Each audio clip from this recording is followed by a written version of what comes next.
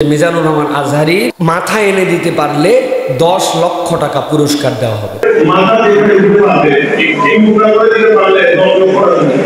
আপনি ব্লগার দেখতে পান নাই, নাস্তিক দেখতে পান নাই, নবীর স্ত্রী নিয়ে বাজে কথা বলছে, তখন আপনার মন্তব্য ছিল না, তাদের কাল্লার ঘোষণা দেন নাই। এগুলার বিপক্ষে আইনানুগ ব্যবস্থা নেওয়া উচিত, সবকিছু ছেড়ে দেওয়া উচিত নয়। বলছে মিজানুর রহমান আজহারি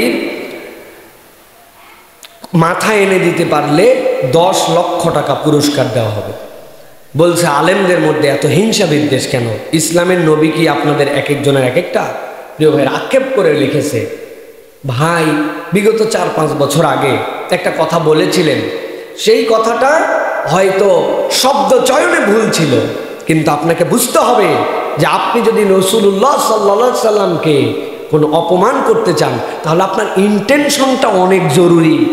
আপনি মুসলমান, আপনার শব্দ চয়নে ভুল হয়েছে, আপনি ক্ষমা চেয়েছেন, আল্লাহ রাব্বুল আলামিন মাফ করে দিবে আপনাকে। আপনার ইন্টেনশন নবীকে অপমান করা নয়, বক্তব্যে বাচন ভঙ্গিতে সেটা প্রকাশ পাইছে, এটা তাহলে নবী বিদ্বেষ নয়, এটা নবী করিম সাল্লাল্লাহু আলাইহি ওয়াসাল্লামের সাথে বেয়াদবি নয়। হ্যাঁ আমি বলছি আমারটাই ঠিক, তোমরা যা বলো আমি হাজার বলার পরেও ওটার থেকে সরবো না, আমি উল্টা ওটার উপর ক্লারিফাই করতেছি, তাহলে বোঝা যাবে যে আচরণে বেয়াদবি আছে। কিন্তু কোনো একটা মানুষের কথা বেরিয়ে গেছে, বেরিয়ে যাওয়ার পরে উনি বলছেন যে এই কথাটা আমার মূল কথা নয়, এভাবে কথা বলাটা উচিত হয় নাই, আমার কথা দ্বারা যদি কেউ আঘাত পেয়ে থাকেন আল্লাহর রাস্তে ক্ষমা করবেন।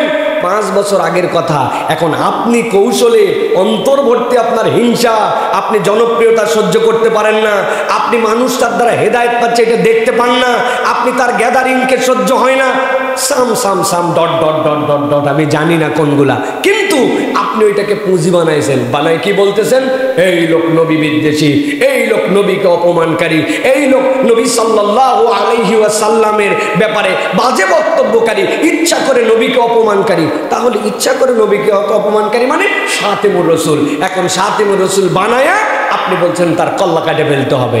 আপনি কত নাস্তিক চলে গেল, কত নবী বিদ্বেষী চলে গেল, ডাইরেক্ট যারা ইসলামের বিপক্ষে কথা বললো, যারা শাহবাগী মাহবাগী অমুক তমুক নাম দিয়ে ব্লগ লেখে রাসূলুল্লাহ সাল্লাল্লাহু আলাইহি ওয়াসাল্লামের শানে তার স্ত্রীদের ব্যাপারে এমন নিকৃষ্ট কথা বললো, কোন মুসলমান পড়তে পারবে না, ওই কথার সময় আপনার বক্তব্য আসলো না, আর 5 বছরের কথাকে ভুল ইন্টেনশন ছাড়া কথা বের হয়ে যাওয়া কথাকে আপনি পুঁজি করে এখন কারো বিপক্ষে কল্যাণ আর ফতোয়া দিচ্ছেন, তাহলে বোঝা যায় আপনার ইন্টেনশনটা ভিন্ন, আপনি মুনাফিক চরিত্রের মুসলমান। আসল উদ্দেশ্য নবীর সম্মান নয়, আসল উদ্দেশ্য আপনার অন্তরের হিংসা, আপনার অন্তরের চিকিৎসা করা লাগবে, ঠিক কি না?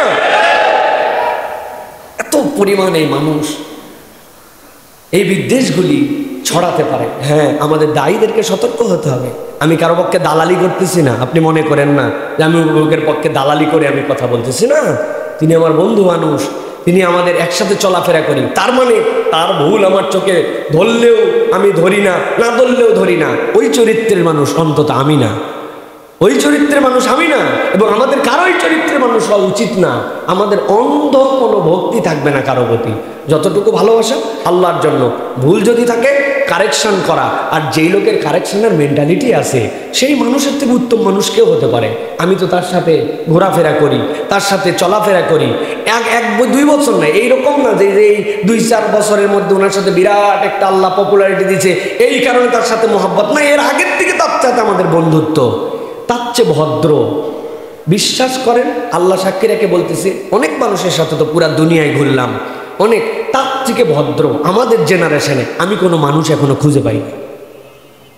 মানুষ এত ভদ্র হতে পারে, মানুষ এত বিনয়ী হতে পারে, মানুষ নিজের আত্মস্বীকৃত বিষয়গুলো কারেকশন দিলে এত দিল দিয়ে নিতে পারে, এত সোজা নয়।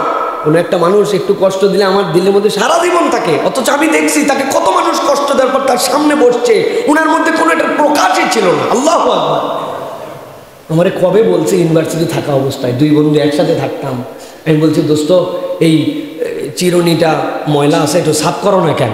ওই বলছে যার চুল বড় সে চিরুনি সাফ করবে, আমার চুল বড়, কথা কি ভুল বলছে?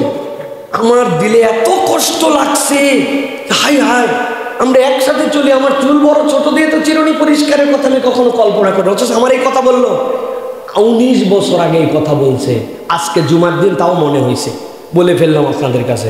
আর উনারে এমন এমন লোক এমন কষ্ট দিছে অথচ তারা সামনে গেলে মনে হয় নাই ভাই এটা মনে রাখছে। সেই মানুষটা দু একটা কথাই তিনি বলে ফেলছেন, সেটার জন্য ক্লারিফাই করছেন। এখন আবার পুরাতন জেট টেনে নিয়ে এসে আপনি ঘোষণা দিচ্ছেন উনার কল্লা দিলে 10 লক্ষ টাকা। আপনি কোত্থেকেই মাসলা পাইলেন? এগুলার বিপক্ষে আইনানুগ ব্যবস্থা নেওয়া উচিত, সব কিছু ছেড়ে দেওয়া উচিত নয়। এদের নামে জিডি করে ধরে নিয়েছে, এদেরকে বিচার করা উচিত। আপনি বিচার নিজের হাতে তুলে নিচ্ছেন, মানে আপনার এত বড় সামর্থ্য কে দিল?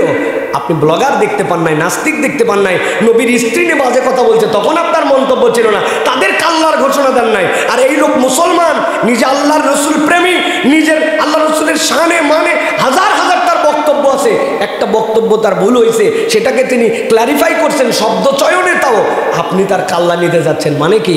মানে আপনি 2 নম্বর ধান্দাবাজ। আমাদের তো সন্দেহ হয় যে বাংলাদেশে যেরকম আনসার ডট ডট, এরপরে উমুক ডট ডট, রিক্সাওয়ালা ডট ডট আসছিল না, এনারা মনে হয় হুজুর ডট ডট, ঠিক না? ওই পক্ষের বাস্তবায়ন করার জন্য এজেন্ডায় নামছে যে কোনোভাবে তো ঠেকানো যাচ্ছে না, এখন আমরা হুজুর ড্যাশ ড্যাশ হয়ে নামি, ঠিক কি না? আল্লাহদেরকে হেদায়েত দেখ, তবে হেদায়েত দেওয়ার সাথে সাথে আইনানুগ ব্যবস্থা নিতে হবে। আমরা সরকারের কাছে আবেদন জানাবো, এইরকম কথাবার্তা বলার পরে জনসম্মুখে পাবলিকলি যে কথা যায় ওটার বিচার হওয়া দরকার। এই জন্য প্রিয় ভাইয়েরা, মানুষকে অবজ্ঞা করতে হয় না, মানুষকে অবজ্ঞা করো না। ওই প্রসঙ্গে কিন্তু এই কথা বললাম।